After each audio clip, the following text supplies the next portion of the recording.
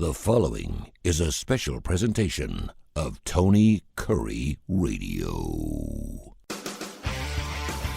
From hot dogs to cool kitties, this is Darkside of the Pooch. Ruff, ruff, ruff, ruff, ruff. Welcome back to another edition of Darkside of the Pooch. Dr. Rab Stewart from the Rossbridge Animal Hospital at Rossbridge Vet on Twitter joins us every single week. Dr. Rab, what is shaking? What's going on? We are the original Rough Riders, yeah. I think. Yes, and the tail does wag the dog around here more times than not, man. Anything interesting happened there at Rossbridge over the last few days? I know whenever you have very interesting stories like blockages or anything like that, you like to share with our fans here of Darkside of the Pooch. Anything interesting going on? I don't have anything new or noteworthy. Just the regular old routine, I got stuff. Nothing exciting so far this week, unfortunately. I guess it's all exciting. It's all exciting to us. But to the listeners, they're going to be like, oh, great, a dog with an ear infection. Okay, cool. Hey, the good thing is we're getting a ton of email through TonyCurryRadio.net. If you go to TonyCurryRadio.net, go to the bottom of the page, you can email us any stories you have or any questions towards Dr. Rab Stewart from the Rossbridge Animal Hospital, and he'll answer those questions weekly here on Darkside of the Pooch. And so we have a lot of Mutt Mail to get into this morning. We'll get into it this afternoon or this evening whenever you're listening to the show. It plays every week at 8 o'clock and then again 12 noon. I did want to bring up a very interesting story, and it was a great idea that kind of blew up in people's faces. I don't know if you saw this. An online campaign that promised to plant a tree. We're going through this whole climate control summit right now, right? For every pet photo posted to Instagram to spread out of control is spread out of control, its creator said yesterday. Evidently, it's called Plant a Tree CO. And they said, we'll plant a tree for every pet picture you send in. You could also post little things underneath your pet photo. They received 4.1 million pet photos in the first 10 minutes. This site went up on Instagram, and they had to shut it down because the guy said, I don't know where I'm getting all the flipping seeds to plant these trees. So we do have a ton of pet owners out there that absolutely love their pets, and that's the good pissy news. But anyway, I saw this really interesting story that I wanted to get into, and we have gotten a couple purebreds in the past. For the most part, I'm a mutt guy. I love mutts, and I love going down to my local shelter and getting a dog that I think fits our family's needs and our personalities. Burglaries in Tampa Bay, crazy story. Evidently, a gentleman was robbed at gunpoint a couple nights ago of his dog. His name was Bugsy. In their quest to find Bugsy, they stumbled onto these really chilling activities involving these dog trafficking organizations. So they found these criminals, reported them to the police, and they found a warehouse of 1,800 animals in a vacant warehouse somewhere in Orange County, according to the sheriff, John Mina. And now 6 months later, they are now investigating dog trafficking. And that kind of brings me up to one of our Mutt Mail questions, and that is, what is the best way to find your next pet? And I know that the word puppy mills sends chills up and down people's spines. We've gone and bought pets from people that lived in trailer parks. We've also bought from breeders. But if you want to go find that new pet, and let's say cost is not a prohibitive measure here, what's the best way to find your next pet? Word of mouth is the best way. If you see somebody that has a dog that you like, ask them where they got it. You can find any breed of dog that you want to online. And I would encourage anybody who ends up doing that, if you're using a breeder that nobody else has used, before you purchase the dog, see if they'll give you a list of references of people that have gotten one of their dogs. And I'm not talking about recently. Try to get somebody that got a dog from them 3 years ago or even longer, and get multiple references, because a pet may be really healthy early on. And then as it gets older, you start to see problems that, maybe are hereditary, or if they'll let you see the parents, before you pick the dog up, or, if you go and visit, see if they'll say, hey, can I see the parents? Can I see where you keep the dogs? Because you want to try to find healthy pets, of course. You want to try to find a breeder that keeps their pets in a clean environment and they're well cared for. So just do your homework. And if you have a breeder that doesn't want to be forthright with that information, then you're probably going to find something you don't want to find, and find another breeder. Is there, when you're looking through a litter, say you're getting their pick of the litter, is there a particular puppy you're looking for if you say you have 4 or 5 puppies to choose from? There's really not a good way to pick them out with pictures alone. The best dogs, in my opinion, are the ones that are the most well behaved. And one trick that you can do, let's say if a breeder says you can come and look at all the dogs, you can have whichever one you want. One thing that I would tell everybody to do is take the puppy and roll it on its back, and very just gently try to keep it on its back. And if it stays there and it doesn't fight you, it's probably going to be a pretty well-mannered puppy. If it doesn't lay on its back and it tries to fight and bite and all this other stuff, it may not have the best temperament. And so you might want to choose a different one. I mean, that's not a foolproof way of doing it, but you can learn a lot with that little test. Does that work when I meet women too? If you meet a woman and she immediately lays on her back, then you've either picked the wrong one. Maybe the right one. Maybe she just really likes you. I don't know. Maybe she likes a lot of other guys too. Well, now let's back it up, because obviously when an animal is willing to get on its back, and some animals do it voluntarily, it's amazing how sometimes you'll meet a dog and the first thing it does, it just gets on its back and it's being submissive, right? And so it's being trustworthy towards you. That's the most submissive way an animal can show, right? Correct? By getting on its back because it's wide open. That's right. Yeah, they're letting you be the boss, and that's the important thing when it comes to dogs. Cats, I don't know that anyone is the boss of the cat except for the cat. But when it comes to dogs, you want to be the boss, and you want the dog to know that you're the boss. So you want to be able to exert your dominance. Now, there is such a thing as being too submissive, because a dog may be too submissive because it's fearful, and then that can create a whole nother set of problems. Fearful dogs can be just as dangerous as aggressive or mean dogs. So you do have to walk that line, because maybe you have a dog that's too submissive and too fearful, and that can cause some problems. So it's getting on its back because it's typically afraid of you, correct? So I mean, in Frisco, my Havanese was like that. It first of all, it didn't like the sound of my voice at all. It just cowered down every time I got near it. I wouldn't even speak around that dog, but then it would just absolutely get on its back immediately when I'd walk in the room. Yeah, and that's fine. I mean, as long as they're doing it not out of fear, but out of submission, because they know that you're dominant. That's what you're looking for. You're looking for a dog that knows you're dominant and will submit, but will not be fearful. Gotcha. Dr. Rab Stewart joins us here every single week for Darkside of the Pooch. It airs every Monday night right around 8 o'clock. We replay it around noon throughout the week as well right here on Tony Kurre Radio. Let's do some Mutt Mail real quick. Marcia writes in, she has 3 dogs, and one's 3, 5, and 7, and she's trying to figure out how to get them on a good feeding schedule. She said that she was told to have 3 different bowls, one for each dog in different areas of the house or each corner of a particular room, feed them all at once. She said the problem is they all cower to one bowl and won't eat out of the other 2, and they fight over it. What should they do? Well, the advice that they got was good. Try to feed them in all separate bowls and maybe separate corners of the room. The main reason for that is because number one, you want to be sure that they're all eating. If you've got one small dog and it's getting left out, then that can be really dangerous because their blood sugar gets really low and they're small dogs and they need to eat frequently. They can get, smaller dogs get sick faster and more severely if they don't eat. So it's good to know who is eating and who is not eating. And really the only way to do that is to feed them in separate bowls in separate areas of the house. So, I mean, if she wants to take it one step further and put them in a different room and close the door, and I know we're getting into a lot of, this is a lot of work just trying to feed the dogs, yeah. When everybody's trying to get out the door and get the kids to school or whatever.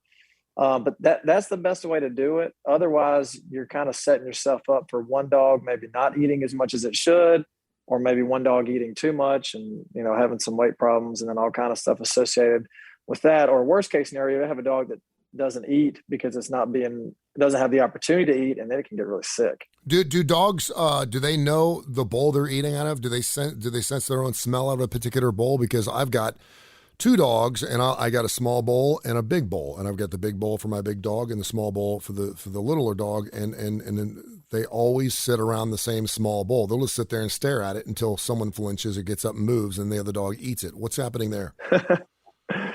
think that they know what bull is theirs and what bull is not theirs. Yeah. But I do think that it's pretty. I think it's most dogs will all try to eat out of the same bowl just from competition. You know, they see that there's food there, they want to eat it, they don't want the other dog to eat it. It's just like kids. Yeah. You know, kids will have a whole house full of toys, but one kid has one toy, and then all of a sudden all the kids want that one toy. And I feel like it's human nature. It's also animal nature. It's just something that you can't really get away from. And I've always said that I think dogs have the mental capacity of probably a 2 or a 3-year-old human. Maybe not 3, but you know, when you're, I mean, they're smart and they can learn things, but when it comes to certain things, you know, they're never going to grow up. So they're probably never going to get over that, always wanting to eat out of the same bowl. Typically, how long do you leave the bowls out before you pick them up? I like to do time feedings. I don't like to do all days. And it's just the same reason as you don't really know how much they're eating or when they're eating. And also if they need to be on medications, a lot of times that medication needs to be given with food. So if you have enough time to put the food down and leave it for an hour, then I think that's good. Then you can take it up if they don't eat it and then put it back down either at lunchtime or at nighttime. If you don't have an hour, that's okay. I mean, you definitely want to leave it down longer than 5 or 10 minutes. I think 30 minutes would be the minimum that you would want to leave it down. And then if you can go up to an hour, I think that's good. Tons of emails through TonyCurryRadio.net, TonyCurryRadio.net. Go to our email portion, become a bonehead, and you can write questions, and Dr. Rab will answer them every single week. 8 o'clock on Monday nights is when we do our Darkside of the Pooch. He is from Rossbridge Animal Hospital, and their number is 208-0301. James writes in that he's been going through a tough time over the last several weeks, and whenever he sighs heavily or even sheds a tear, his dog always seems to know the cue. Can puppies or dogs or even cats sense our human emotions? Yeah, they definitely can. There was a study that was done, I don't know, maybe in the last couple of years, and they tested dogs' cortisol levels by checking their hair follicles. And so if a human went through a stressful time, or if their owner was a high stress person, then they found a larger amount of cortisol in the dogs, and cortisol is released during stress. So I thought it was pretty amazing that dogs, they can pick up on when you're stressed or when you're anxious. It's been medically documented. So let me ask you this. So if owners end up looking like their pets or their pets end up looking like their owners, do they end up feeling like their owners? I guess my point is if you are suffering from depression, can your dog get depressed? And what's the difference between a dog that feels like depression and then perhaps a therapeutic dog? I think it's possible, that if your emotions, the dog picks up on, and then maybe we'll have those same emotions, but I don't think I think the dog probably, and I'm getting into probablys here because honestly, I don't know. I'm just kind of going by, what some studies have said and just my own experience. But I would say that there are definitely certain dogs that are predisposed to anxiety and maybe even depression based on how they act. That's a fact. Yeah. And so I think that if you have a dog that's prone to being stressed or being anxious, if the owner also has that type of personality, then they could feed off each other. But I think just like a person, if you have someone that's predisposed to depression, if you have a person that's not, they're not both going to be depressed. And I think that if you have a dog and the dog is not predisposed to that, then you're going to have a happy dog, even if you have a depressed person. Yeah. But I definitely think that it's possible that if you have the right qualifications or the right characteristics, then yeah, one can feed off the other. Sheila writes, she's from Nashville. She said, I love Darkside of the Pooch. She started listening last week for the first time. She said, I'll listen every single week. She loves Dr. Rab. She thinks she's willing to drive all the way to Birmingham, to Rossbridge Animal Hospital, all the way from Nashville. She says she has 6 cats. They're all fixed, yet 2 of her males recently are starting to hump the other cats. What gives? Probably a dominance thing, trying to exert their dominance. It's not like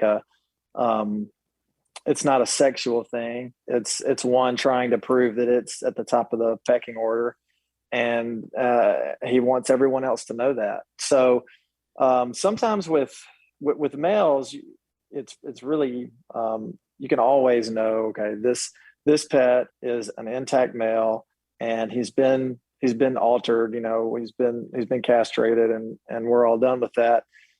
Sometimes females can have reproductive tissue in their abdomen that's associated with their ovaries or their uterus, and it's not in the right location. So it's possible sometimes that even if they've been spayed, they still have some reproductive organs or tissue in their abdomen, and they can exhibit sexual characteristics. But in males, it's not really like that. Now, if you have a male that you've adopted and you don't know the history, and it's an adult or it's an older puppy, it should obviously, if it hasn't been neutered, it should have testicles. If it doesn't, there's a possibility that those testicles just never matured and moved down where they were supposed to, and they can be in the abdomen. And so if that happens, it's basically like they've never been neutered. It looks like they've been neutered because there's no testicles in the scrotum. But in cases like, in both of those cases, in the male or the female, you can run blood tests and check their sex hormones to see if that's a possibility. But I think in this case, as long as she's sure she's owned the pets long enough to know that, yes, I had them neutered and there were 2 testicles present and the veterinarian removed them. If that's the case, then it's just a dominance thing. All right, I'm going to throw something out that's totally arbitrary here. I have one cat. It's Happy Jumpy Cat. Happy Jumpy Cat lives outside unless it gets really cold, and then I bring her in. Obviously, it's a female. I haven't seen a lot of male cats. Where are the testicles on a male cat? I've never seen testicles on a cat before. So it's kind of do they hang down like lions, like lion testicles? No, they well, I guess if they got that big enough, they would, but they're actually kind of underneath the tail, and rather than hang down between the back legs like they do in a dog, they actually kind of stick out underneath the tail. So they don't hang down between the back legs; they stick out underneath the tail. So a lot of times you won't notice them. I will tell you that as a young veterinarian out of school, one of the hardest things was you have a really young cat, and then someone brings it in, like very, very young, like maybe 6 weeks old or less, and they want you to try to tell them the gender of the kitten. It sounds like it should be really easy, but it takes a little bit of practice. So that was one thing. Like when I was right out of school, it would always give me a little bit of anxiety. Like, okay, I'm a doctor of veterinary medicine, and I might not be able to tell this person if they have a male or a female kitten. So I'm not so crazy. So I've probably never seen cat testicles then. Yeah, you may not have. Since we're on the subject. No, go ahead. No, please continue. Since we're on the subject, the other interesting thing about male cats and their reproductive system is this would be something. Was it Shirley in Nashville? Is that what your name was? Sheila. Sheila. Okay. Yeah. Well, so this would be difficult, and I wouldn't really recommend it. But if the cat was nice enough, if she wasn't sure if the cat was neutered, but she was confident that there are no testicles there. I mean, in an adult cat, it's pretty obvious. Yeah. I mean, it's not as obvious in a dog, but it is pretty obvious. But if she wanted to be, really, I guess, investigative, if there's a way that she could exteriorize the cat's penis, if it still has a testicle in its abdomen, like if it was an undescended testicle, then the penis will have little barbs on it. So non-neutered cats, their penis they have these little barbs on it. What do you mean barbs? Barbs, like I mean, it's not thorns. Like thorns is not the right word, but if you think thorns on a rose bush, then it'll get you kind of in the right place. Even better, like back in the day when people who did like. Maybe mail carriers still do this, but you can put those little things on the tip of your fingers, and they have like little like rough things on it, to help you sort through paper or whatever. Yeah. Okay. It's like that. All right. So they have these barbs and it just helps them stay in place when they're trying to reproduce with the female. Really? So if there's any testicular tissue, then they'll still have those barbs on the end of their penis. But if they've been neutered, the barbs go away. Only on Darkside of the Pooch. He's Dr. Rab Stewart from the Rossbridge Animal Hospital at Rossbridge Vet on Twitter. Their phone number is 205-208-0301. And yes, even in Nashville, you can come down and see Dr. Rab. He'll take care of you. Mark writes that he's got a dog that continually rubs its ass on his carpet and he's over it. What's going on with my dog? Why is he doing it? He doesn't leave a mark, but he's tired of seeing it happen. What's going on? Well, it could be usually three different things. Most people think the dog has worms, and it's possible. It's possible the dog could have worms. So he would want to have the stool sample checked for intestinal parasites. The other thing it can be is dogs have these glands that are right inside of their anus. We're saying some really fun terms today on Darkside of the Pooch. Right? I love it. Penis, testicles, anus. Anyway, so right inside of the anus are called anal glands. They're involved with lubricating bowel movements as they come out. They're also kind of a defense mechanism if the dog gets scared, or if it gets mainly scared, or if it's really aggressive. These glands can also express during those times. So if it's having a bowel movement, or if it's kind of a fight or flight response, and so those glands should be emptied regularly, by the dog, almost involuntarily. But if for some reason the dog may not empty them, for a medical reason, maybe they get impacted, or maybe the nerves that go to it don't work well anymore, or whatever the case may be, the holes are plugged. So if they can't express that material, they will scoot their bottom, they'll kind of rub their butt on the floor. So those glands need to be expressed. And the best way to do it is with a rectal exam. So that's not something I would recommend that the pet owner do. Is that a constipation? Is it constipation? Is it because maybe it has nothing to do with constipation? No, it's just the fact that these dogs, maybe they don't have enough fiber in their diet, because this is supposed to happen when they have a bowel movement. Yeah. So, but if they're having loose stool or small stools, then maybe those glands are not being expressed. So it's not a constipation issue, but it could potentially be secondary to having a bowel issue. But a lot of times it's just that these glands, for whatever reason, they're just not working as well anymore. So we go in and we manually express them and get the material out of there.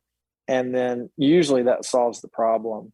There's treats that you can get too that have psyllium and increased fiber in them, so that it does alter the poop, and then it makes it helps the glands be expressed that way. And then the last reason the dog might be scooting is it might just have dermatitis underneath its tail or around its butt. Inflammation of the skin is what dermatitis is. And it can be because of an infection of some kind. Dogs get skin infections all over their body, frequently. We see it all the time. So it could be something like that. The dog's just itchy, because there's a rash. Do dogs and cats get dry skin during the winter months like humans do? Yeah. And dogs in general, they have bad skin, and some breeds are worse than others. Like bulldogs have pretty bad skin. Golden retrievers have, pretty bad skin. But it's not unique to any one breed. It's a real common ailment. Dogs have dermatitis a lot. Yeah.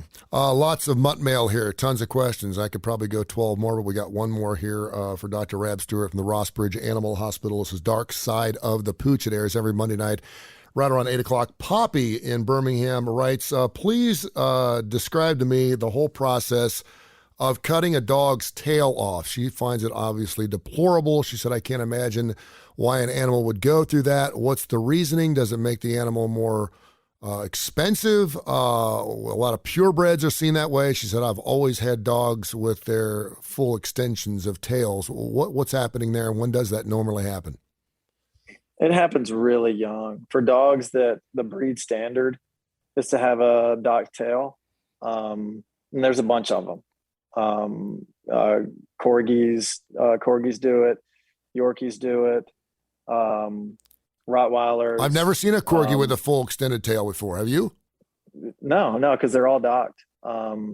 So I mean, there's a bunch. I mean, I couldn't even pretend to even tell you all the breeds that have a docked tail. It's done when they're very young. I mean, usually we're doing this within 3 to 5 days of them being born. And believe it or not, it's not a very painful procedure. I tell people that when we're taking off dew claws, and so the dew claws is basically the thumb, of dogs, and also the tail. I give them the example of it's a lot. It's a lot like a just totally blanked on the word. What do we do? What do we do to boys? What do we do? Circumcised. Circumcision. Yes. Yeah. Thank you. So I blocked that out of my. I have That's an okay. Well, that's something I like to block out too. Thanks. I'm 55 years old. Yeah. Circumcision. I liken it to a circumcision. They're so young, and they don't remember it, and it's not incredibly painful. Okay, but circumcisions are a cultural thing. For example, my 2 Guatemalan boys are not circumcised, and I've talked to a lot of pediatricians who said, listen, if they're not circumcised when they're born, there's no reason to go through that process outside a cultural means. So what is the premise? Why are dogs cropped off? Why are they chopped off? Who started that idea? I mean, as far as I understand it, back a long time ago, a lot of these breeds had a job. Dogs don't really have a job anymore. Yeah. But it's all, you say that circumcision is cultural. Well, I think that tail docking, it's not so much cultural as it is, but that's just the way that we've always done it in this breed. Maybe they hunted. And so, back in the day, their job was to, round up rodents, from under a bush or something. And all the tail did was get caught up in everything, and it got injured anyway, or it hindered them from doing their job. That's where it originated. And so the reason that we still do it now is, well, we've just always done it. And so that's the way the dog is supposed to look. And we want the dog to look that way. And when I say we, I'm talking about the owner. I mean, it doesn't matter to me one way or another if the dog has a tail or if the dog has a full length tail or if the owner wants it docked. Yeah. But if they want to have a breed standard dog, then that's what you have to do. Could you? There's medical reasons to do it too. I mean, in the last month, maybe within the last 2 or 3 weeks, we've amputated 2 cat tails, not dog tails. We've amputated cat tails, and cats need tail amputation quite often because they get their tails slammed indoors a lot. Yeah. I don't know why it happens more in cats than dogs, but so what happens is the cat will get their tail caught in the door will close, it'll break the tail, and then it'll disrupt the nerves. And so they're no longer able to hold the tail up in the air. And so then they'll start chewing on their tail, but they'll try to actually chew their tail off, which is really problematic. Still get infected. So they'll also drag it, so since they can't hold it up, they'll drag it across the ground, and then they'll drag it through their litter box, and then it just gets, you can imagine how, dirty and infected it will get. So we amputate it. And there's a lot of medical reasons. That's one of them. They can get cancer. Dogs get something called happy tail. So they wag their tail a lot, and they'll have really bad bruising. The bruising will be so bad that it won't heal. So you'll amputate those tails because all it's going to do is become just a necrotic dead mess. Hold on. Dogs can bruise their own tails by wagging too much? Oh, yeah. Where's the bruise? Up near the tailbone? Anywhere. Really? Anywhere. Like if they're in there, if a dog spends a lot of time in a kennel at home, or a kennel anywhere for that matter, and they're a real happy dog and they just sit there for hours on end and just wag their tail, then the bruising can get so bad that the tissue is not viable anymore. Or they'll have just a wound, and because they keep wagging their tail or banging their tail into stuff, it'll never heal. So you just have to take the tail off. That will explain the bruise right above my tramp stamp. I'm also happy in my kennel. And it's good around the holidays coming up too, because if you get the big bulbs hanging from the Christmas tree, man, those tails will knock them off. Yeah, that's. And I'm not going to amputate any tails to save your Christmas trees. Anybody out there listening? So Always amazing stuff, man. Every time I do this show, I'm thinking we'll never have a show like that again until the next week. Dr. Rab Stewart, Darkside of the Pooch. You can find him at Rossbridge Animal Hospital. They have a Facebook page at Rossbridge Vet. On Twitter, the phone number is 208-0301, 208-0301 for all your pet care needs. And, of course, it's area code 205. Dr. Rab, I love you, man. Taking it rough this week. I love you too, buddy, as always. This has been a special presentation of Tony Kurre Radio.